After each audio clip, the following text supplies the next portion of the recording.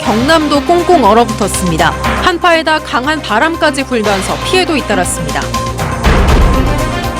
부동산 시장이 얼어붙은 가운데 입지가 좋고 분양가가 높지 않은 경남 지역 일부 아파트들은 높은 청약 경쟁률을 기록해 양극화 현상을 보이고 있습니다.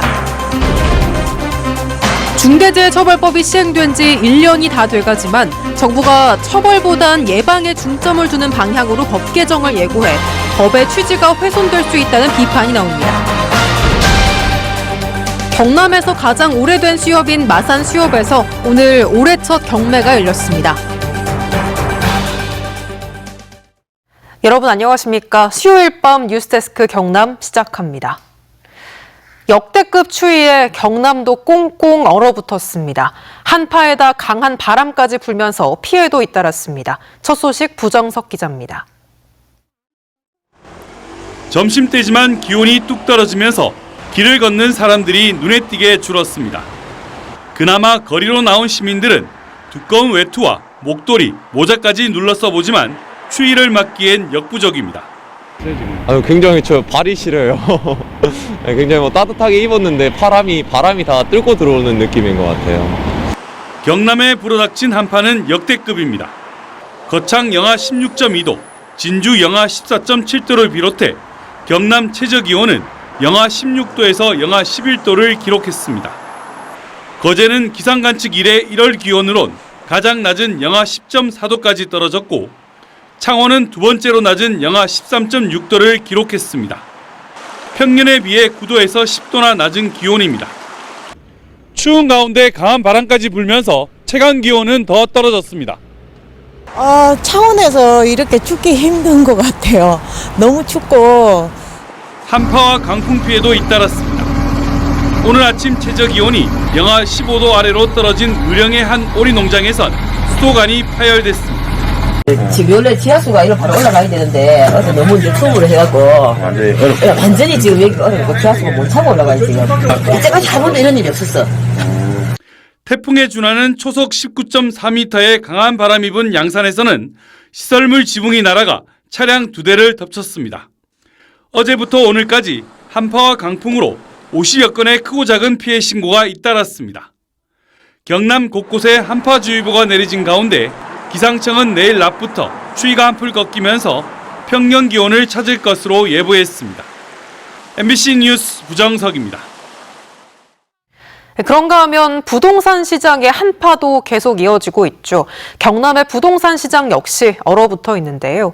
하지만 입지가 좋고 분양가가 높지 않은 일부 아파트들은 높은 청약 경쟁률을 기록하면서 양극화 현상을 보이고 있습니다. 또 정부가 재건축 안전진단 기준을 완화하면서 잇따라 재건축 결정이 나고 있는데 구역마다 여건이 상당히 다를 것으로 전망됩니다. 김태석 기자입니다. 이달 초 청약 접수를 마친 창원의 대규모 아파트 단지 예정지입니다. 전국적인 부동산 경기 침체와 높은 금리 속에서도 28.3대 1의 높은 청약 경쟁률을 기록했습니다. 창원 도심이란 입지와 84제곱미터 기준 5억 원대의 비교적 저렴한 가격에 무주택자와 실수요자들이 몰렸다는 분석이 나왔습니다. 하지만 공급량이 수요보다 많은 김해, 양산, 거제, 사천을 중심으로 경남의 미분양 주택은 4,100여 개로 전국에서 네 번째로 많고 악성 미분양으로 불리는 준공뒤 미분양 주택도 750개 정도입니다. 악성 미분양서부터 철저한 품질을 따져서 낮은 분양 가격으로 정부가 인수한 이후에 우리 지역의 무주택자들을 위한 임대 아파트로 활용하는 방식도 검토해 볼 필요가 있다고. 한편 정부가 지난 5일 개정 고시한 주택 재건축 판정을 위한 안전진단 기준 완화에 따라 창원시는 용호, 가음정, 사파동의 6개 구역 아파트에 대한 재건축 결정을 내렸습니다. 창원시가 지난해 내놓은 계획에 따라 용적률이 최대 66% 확대 적용돼 일반 분양 물량도 증가하고 조합원 부담도 줄어들 것으로 보입니다. 해당 구역들은 현수막을 내걸고 환영의 뜻을 표하고 있습니다. 하지만 구역별로 여건이 상당히 다를 것이란 전망이 많습니다. 단지별로 법적으로 진행을 할 수밖에 없는 상황이고, 그러고 이제 건설사의 시공사들이 어떤 업체를 선정하느냐에 따라서 가격이나 형성되는 내용들이 다 틀리기 때문에 입주에 7, 8년이 걸리는 재건축 아파트의 구매는 여유 자금이 있거나 실거주를 원할 경우 부동산 가격이 하락세인 현재가 적절하겠지만 그렇지 않으면 금리 등 여건을 봐가면서 올해 하반기 이후가 나을 수도 있다고 전문가들은 조언합니다. MBC 뉴스 김태석입니다. 이 사측이 안전규정을 지키지 않아 노동자가 사망하면 경영진에게 책임을 묻는 중대재해처벌법. 시행된 지 벌써 1년이 다 돼갑니다. 그런데 정부가 처벌보다는 예방에 중점을 두는 방향으로 법 개정을 예고하면서 법의 취지가 훼손될 수 있다는 비판이 나옵니다. 서창호 기자입니다. 지난 2020년 7월 말 전수건 씨는 창원의 한 인쇄업체에 있던 파지 압축기에 끼어 숨졌습니다. 이 기계가 제대로 작동하지 않자 이물질을 제거하는 등 조치를 하다 사고를 당한 걸로 보입니다. 항소심 재판부는 업체 측이 평소 직원을 두고 작업이 안전하게 이루어질 수 있도록 관리 감독하거나 펜스를 설치하는 등 안전 조치를 했다면 전 씨가 죽지 않았을 것이라면서 원심 그대로 대표이사에게는 업무상 과실치사 혐의 등으로 징역 10개월, 집행유예 2년, 업체엔 벌금 200만 원을 선고했습니다. 산업안전보건법 위반 쪽에서는 회사 측에 벌금 200만 원 정도밖에 선고가 되지 않았습니다. 그래서 그 산안법 적용 자체가 너무 가볍게 적용이 되지 않았나라는 생각이 듭니다. 산업안전보건법만으론 중대재해를 막기 어렵다는 비판 속에 추가로 입법된 게 중대재해처벌법입니다. 사업주나 경영 책임자가 회사 안전 규정을 지키지 않아 노동자가 숨졌다면 책임을 더 묻겠다는 취지입니다. 법 시행 1년, 어떻게 바뀌었을까? 지난해 고용노동부가 수사한 사건은 229건, 이 가운데 15%만 검찰에 넘겼습니다. 기존 산업안전보건법 위반 송치율의 4분의 1 수준입니다. 그리고 검찰이 재판에 넘긴 사례는 11건, 아직 판결이 나온 사건은 한 건도 없습니다. 정작 정부는 처벌과 규제 대신 예방을 강화하겠다는 메시지를 던졌습니다. 사후적인 처벌, 규제 위주의 방법으로는 안 된다. 효과가 입증된 자기 규율 체계. 법의 취지를 훼손하려는 게 아니냐는 비판이 나옵니다. 중대재해가 발생하면 처벌을 받는다.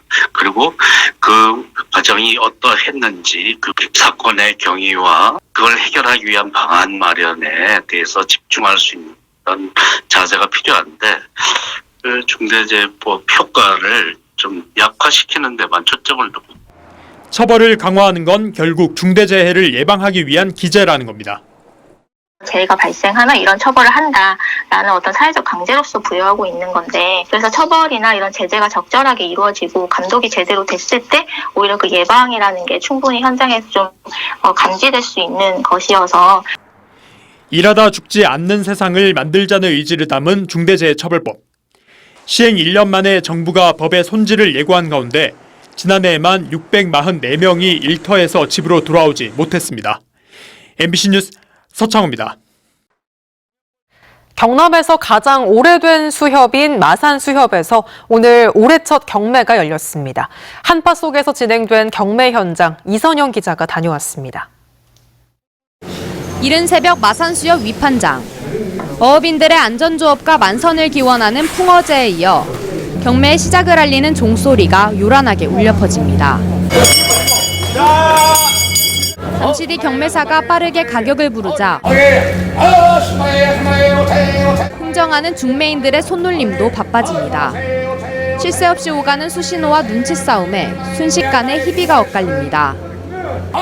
경남에서 가장 오래된 수협인 마산수협에서 열린 올해 첫 경매입니다. 소매식은 코로나19 사태로 중단됐다 3년 만에 다시 열렸습니다. 올해 첫 경매가 열린 마산수협 공판장에는 전날 강풍의 영향으로 비교적 적은 수산물이 거래됐습니다. 물메기와 대구 같은 화로출하는 일부에 그쳤는데 한파와 강풍으로 어민들이 조업을 하지 못했기 때문입니다. 오늘 위판 물량은 양식 물고기 사료용까지 합쳐 모두 60여 톤. 위판액은 1억 6천여만 원입니다. 최근 위판액도 예년만 못합니다. 지난해 마산수협의 위판액은 417억 원으로 예년보다 17%가량 줄었습니다. 치솟은 기름값에다 수온까지 오르면서 어획량이 감소했기 때문입니다. 마산수협은 돌파구 마련을 위해 올해 위판장도 새로 짓고 외부에 대형 어선도 유치하기로 했습니다. 올해 상황이 굉장히 안 좋지만은 인근의 여수라든지 부산에서 대행 어선을 유치해 가지고 위판구를 달성할 예정입니다. 하지만 올해 전망은 그리 밝지 않습니다. 경기도 좋지 않고 가뜩이나 일본이 올 봄부터 후쿠시마 원전의 방사능 오염수를 방류하겠다고 예고한 겁니다. 개묘년 첫 조업과 경매를 시작했지만 어업인들의 한숨은 깊어지고 있습니다. MBC 뉴스 이선영입니다. 이어서 MBC 경남 신년기획 순서입니다. 경남 각 지자체들의 올해 운영 방향을 짚어보고 단체장에게 직접 자세한 내용을 들어보는 시간인데요. 오늘은 함안군의 역점 사업과 과제를 짚어보겠습니다. 장영 기자입니다.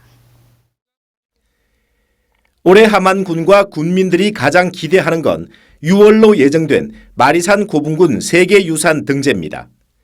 함안군은 아라가야 역사유적지구 조성 사업을 마련해 대대적인 정비 사업을 벌입니다. 2030년까지 마리산 고분군 주변에 1,010억 원의 예산을 들여 오색 가야뜰, 왕의 정원, 무장의 둘레길, 가야 전통마을을 만들 계획입니다.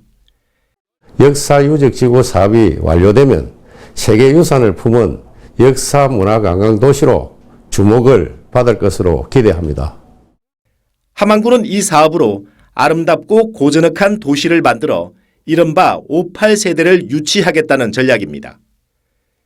낙동강과 남강이 만나는 합강 권역에 520억 원을 투입해 생태관광지로 만들고 효성그룹 조홍재 회장의 생가 주변에는 2025년까지 110억 원을 들여 K기업 기체험 벨트를 조성합니다. 생태관광지로 개발하고 개인 비행기 승마 연계 체험을 활성화하여 2025년까지 300만 명의 관광객을 유치하겠습니다. 오랜 재배 역사를 가진 함안 수박을 발판으로 2026년에는 세계 원예 박람회를 개최하기 위해 올해 군정 역량을 모읍니다. 전기차와 항공, 철도 등 중소제조업체를 위해 100억 원이 넘는 예산을 확보해 지원에 나섭니다. 올해 준공 예정인 함안 복합문학관은 콘텐츠와 프로그램을 갖추는 내년부터 또 하나의 랜드마크가 될 전망입니다. 축제와 연계한 청년 관광 정책을 마련하여 청년 인구 유입과 지역 활력을 도모하겠습니다. 함안군이 가장 기대하면서도 가장 걱정하는 건 인구 유입입니다. 함안군이 야심차게 준비한 역점 사업의 성패는 생산 가능 인구를 얼마나 모시고 오느냐에 달려 있습니다. MBC 뉴스 장영입니다. 한약방을 운영하며 번 돈으로 평생 나눔을 실천하고 인권과 역사, 문화, 환경을 위해 헌신한 진주의 김장하 선생을 담은 MBC 경남 다큐멘터리 어른 김장하가 민주언론시민연합의 2023년 1월에 좋은 보도상을 받았습니다. 민주언론시민연합은 어른 김장하가 선생을 우상화하지 않고 담담하게 그려내며 진정한 이 시대의 어른이 무엇인지 일깨웠고 선생의 업적보다 삶의 태도를 강조하며 시청자에게 따스함을 선사해 이달의 좋은 보도상을 수여했다고 밝혔습니다. 의사 인력이 부족해 경남도민들의 의료 서비스 이용에 어려움이 생기면서 경상남도가 오늘부터 다음 달 10일까지 경상남도 의사회와 함께 도내 의사 5,908명을 대상으로 의사 인력 전수 조사를 한다고 밝혔습니다. 주요 설문 내용은 근무 주거 지역이나 근무 형태 등 17개 문항, 근무 의료기관의 근무 환경 4개 문항, 의료 취약지 근무 관련 5개 문항을 포함해 3개 부문 26개 문항으로 구성됐습니다. 박완수 경남도지사는 오늘 열린 도청 실국본부장 회의에서 경상남도가 경남FC를 비롯한 출자 출연기관을 관리 감독해야 하는 입장을 감안하면 도지사가 이들 기관의 구단주나 이사장이 되는 건 적절치 않다고 지적했습니다.